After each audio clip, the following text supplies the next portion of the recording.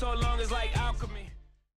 Charlotte Hornets stuck in mediocrity. Kemba Walker due for a supermax, but they've kind of pulled the plug on the season and they're playing all their young guys as they should, with the exception of Bismack Biyombo at center.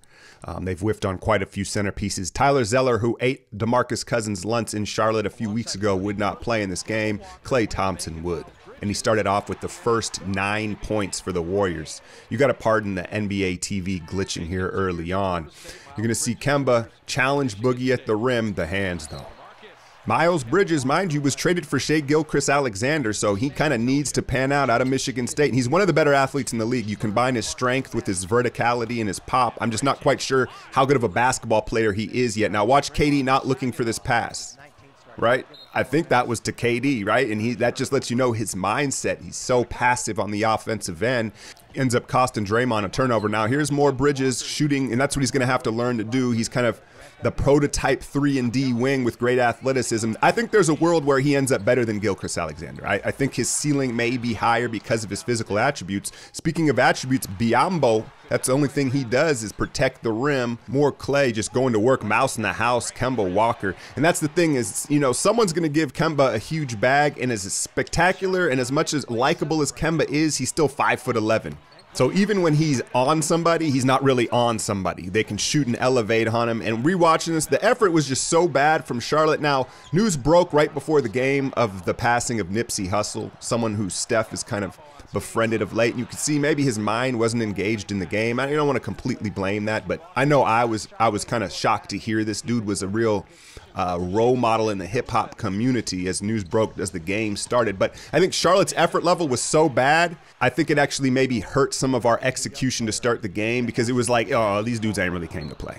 And it maybe put our alertness level down a notch here. But considering what happened Friday in Minnesota and then the playoff picture, you would think they'd want to come out and put them away quickly, as they started to here midway through the first quarter. Klay continuing to get off. Just look at these. The inability to fight through and anticipate screens from the young Charlotte Hornets was, I'm going to say, maybe not even at an NBA level. And I think if you look at what Jordan's drafting, I think Jordan likes athletes more so than basketball players, and it shows in the roster construction. I don't know how many high IQ players they have on this team. Steph, another one. Fitz brought up Steph's change that he made over the last few games was setting his feet, taking his time to set his feet, slowing down a bit. It seemed to get him back into a rhythm. And then this dude, Hernan Gomez, there's two of these brothers in the league, very physical, comes in and really started to just go to work. He shot 15 free throws in this game. You see him get the and one there. There's Steph. Here's just to give you an idea of when do you see Steph able to just coast in for a nice scooping layup like that, just to give you an idea of how small Kemba Walker is and some of his limitations. Iguodala, you know he doesn't want to go to the free throw line, but then he ends up going anyway, and he gets lucky with the gracious roll in the end. Here's what I got a kick out of. Look at Draymond telling him to go up. As if is this not the pot calling the kettle black? You better shoot that. Come on now, Dre. You have no place to say that. This happened on several occasions. They really had trouble tracking Steph Curry. I don't know why he's not priority one in your game plan. Oh, who has Steph in the corner? Oh, my bad. McKinney gets in the first quarter, and his minutes have been down over the last week or so, and that's his money spot right there, right? The left elbow. I don't have a heat map chart, but I guarantee you he shoots his highest percentage from that left elbow wing three ball. And then Draymond, practice what you preach, waits for the gravity, scoops. That's a tough finish. Charlotte, you know, they scored all right. It was really their defense that was terrible and that got them out of this game. There's Jeremy Lamb, and they just seem to have, like I said, a lot of athletes, low IQ athletes that are just only concerned with one aspect of the game. Boogie started to get going here in the second quarter. He saw the matchup with Kaminsky, and I think his eyes got big as an opportunity, because you know what bullies like to do? They like to bully, right? And he kind of started to bully Kaminsky on both ends of the floor. Quinn Cook enters the game and knocks down a three ball. Don't worry, y'all. I'm going to give him his just due. He hits the three. Now watch how wide open Klay is. That's just terrible. But look at Boogie's dexterity. Like, not only does he have good hands and he's huge, but his ability to like dip his hips and kind of bend and contort, his flexibility is something that's underlooked as far as him battling in the post. Like with everything, you got to take the good with the bad, and sometimes he's going to get over aggressive, right? You see him able at times to split that double team when he spins, that time not so much, and then he sucks too far into the paint, forgetting Kaminsky's a stretch five, and he rails the three on him. And now he understands the double's coming. He makes the right pass, and it's Quinn. Look, and it only took like, about a week of me dogging him out for that reverse alchemy jinx, but he hits his second three in a matter of minutes. But I want you to take a look at his defense. Look at him all over Kemba Walker, and then hustles out to the loose ball. It's the little extra energy plays, the effort plays, and that was finally there from Quinn. And it just solidified to me how little of effort he had been playing with. When you see him play like this, you're like, man, you need to bring this every night. You're a fringe NBA player, Boogie, backing him down like his daddy in the driveway and doing what he wants. So DeMarcus started to take over here with the second unit in the second quarter. Look at him show out here and catch Kemba on the jump shot and gets the block. Look who comes to the rebound quickly. But the shooting, we knew he could do that, right? That's not what impressed me. It was the couple of plays that he made, and his hustle and defensive effort was just at a much more acceptable level. And there's a part of me that thinks like, man, someone on the Warriors must watch my breakdowns and then the players try to answer what I say. But that's just my ego speaking. I think in reality, if the Warriors are doing their just due in the tape department, they've shown Quinn that his effort level is unacceptable and he's made the right alterations. Now here's Boogie, and I'm talking over this because it was barely even anything. He swipes up at Hernan Gomez's face. So they go to review it, and yes, they throw DeMarcus Cousins out of the game. And I really don't want to have to run with this ref conspiracy things, but every game they feed us another one.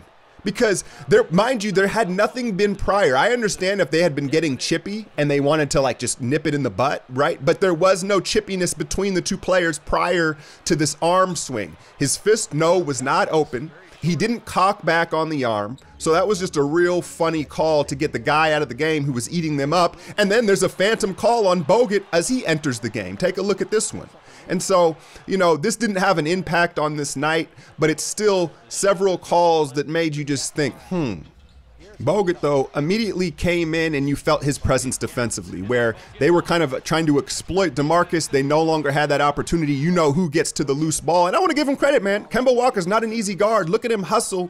And like I said, it wasn't adding up to me. You don't play at Duke at his size and not be able to do these type of things. So it was baffling that he wasn't doing it. And it's just crazy how guys can get comfortable, right? Even the last guy on the roster gets comfortable when you're on the Warriors. Now he makes a play for Bogut. Okay, Quinn, we need this every night from you, boy. Hernan Gomez, 22 points off the bench. Look at him. He has a lot of tricks in the bag. The little floater, he has a drop step. He has a big power hook. Like Gomez, both those boys have a lot of moves. Now he's just feeling himself.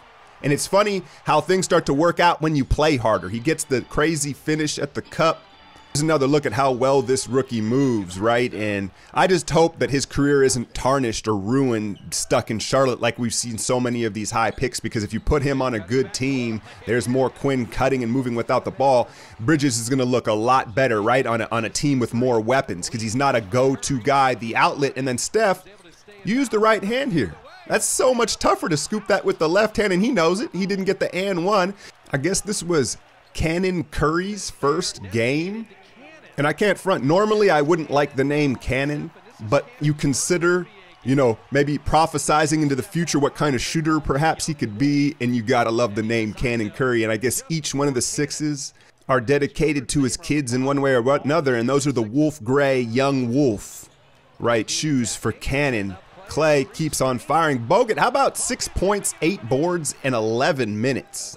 And then, of course, some monstrous screens on the perimeter. I love the execution of this, winding down the half. Look at Kemba Walker's effort. Kemba Walker really had a dog of a game. He had no interest in playing in this, and we took full advantage. Clay bangs the 3 down to end the half. Now, remember, KD came all the way out of his shoe in that scary moment in Minnesota, and at the half, he actually changed to the KD 12s. They're a higher top. They're a higher cut shoe, and hopefully he stays in those for the remainder of this season. And I'll tell you what, he's figuring out Clay is his best friend if he wants to be the new point guard and assist leader. Now the high pick and roll with him and Bogut, why not? So 9 assists, 5 shot attempts taken, 5 of 5 for Durant. Now, you may ask, where are those shots going? Who's taking the extra shots? It's mostly Klay and a little bit of Draymond. They're both benefiting from KD, point KD. You see Klay knock another one down. Now look at him find Draymond in the corner.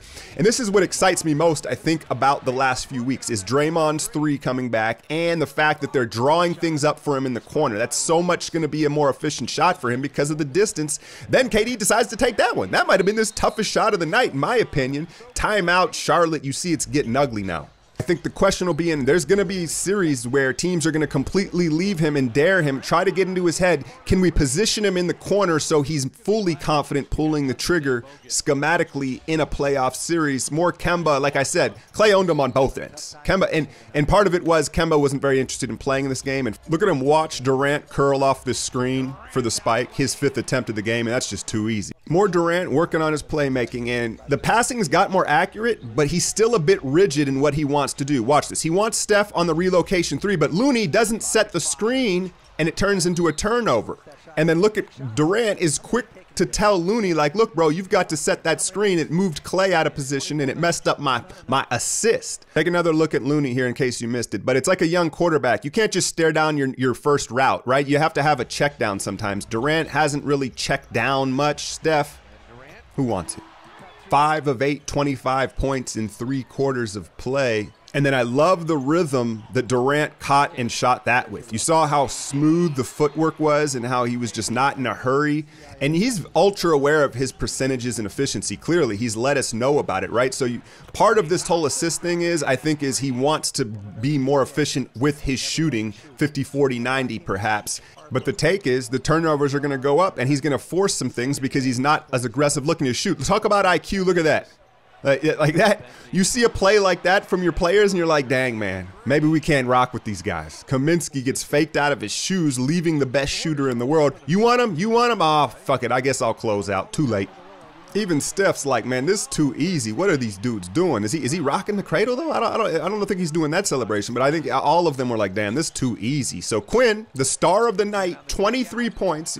Of course, we knew he's an NBA caliber shooter, but 4 assists, and more importantly, just much better effort overall, and what turned out to be a true chicken soup game here at Oracle on a Sunday afternoon as we roll them with the biggest margin of victory, I believe, in like 2 or 3 years. And you're going to have to look that one up on me. But headed into this matchup Tuesday with the Nuggets and the opportunity to really lock down the first seed. Denver inexcusably losing to the Wizards at home on Sunday night gives us a 1-game lead. Now, I'm going to watch this one live with y'all, and I'll still have a breakdown the next day because I know some of you can't watch it live with me, so I'll double down and hit both those. I look forward to this game because it's really one of the last game before the playoffs start that's going to have any juice, y'all. So let's dig in and enjoy it. I'm out, y'all.